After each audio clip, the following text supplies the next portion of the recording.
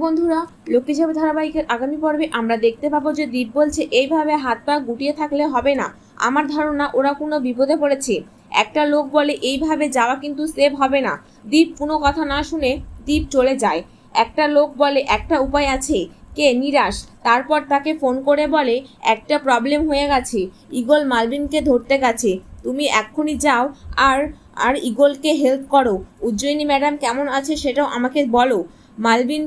মালবিনের ঘরে দীপ নিরাশ আসে। মালবিনকে চেয়ারের মধ্যে বেঁধে রেখে উজ্জয়িনী ম্যাডাম মালবিনকে চোখে জল দেয়। উজ্জয়িনী ম্যাডাম বলে, ভালোই ভালোই লক্ষ্মী ছেলের মতন বলে দে তো, মাদার কম্পিউটারটা কোথায় রাখা আছে। মালবিন বলে, যত ধমকি দেওয়ার আমাকে দিয়ে দাও, আমি কিছুতেই বলবো না যে মাদার কম্পিউটারটা কোথায় আছে। দীপ বলে, আমি 1 থেকে 3 গুনবো, তার মধ্যে যদি না বলিস। তারপর দীপ গন্তি শুরু করে দেয়। মালবিন তো খুব ভয় পেয়ে যায়। তারপর মালবিন বলে স্টেট ব্যাংকের সিকিউরিটি রুমে আছে, তাও বলে দেয়। তারপর মালবিন উজ্জয়িনী ম্যাডামকে বলে, কেন? কোনো ফায়দা নেই ম্যাডাম, আমার সাথে যদি থাকো না, টাকা দিয়ে তোমাকে আমি ভরিয়ে দেব। উজ্জয়িনী ম্যাডাম তো খুব রেগে যায়। দীপের টিম প্ল্যান করছে কিভাবে স্টেট ব্যাংকের সিকিউরিটি রুমে যাবে। মালবিনের সিকিউরিটি গার্ড এসে স্যার স্যার বলে ডাকছে।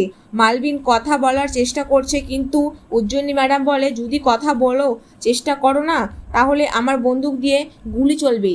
সৈনী দরজা খুলে একটা ব্যাগ দেখায়। তখন সিকিউরিটি গার্ড বলে, স্যার ঠিক আছে। সৈনী মাথা টমকায়। তখন সিকিউরিটি গার্ডটা চলে যায়।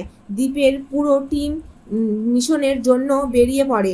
দীপ ওরা ছদ্মবেশে ব্যাংকে যেয়ে বলে, আমরা এখানে টাকা নিতে আসিনি, আপনারা বলে দিন সার্ভার রুম কোথায় আছে।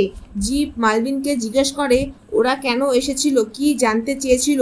মালবিন বলে, ওরা সার্ভার রুমে গেছে। জানতে হলে অবশ্যই আমার চ্যানেলটিকে সাবস্ক্রাইব করুন।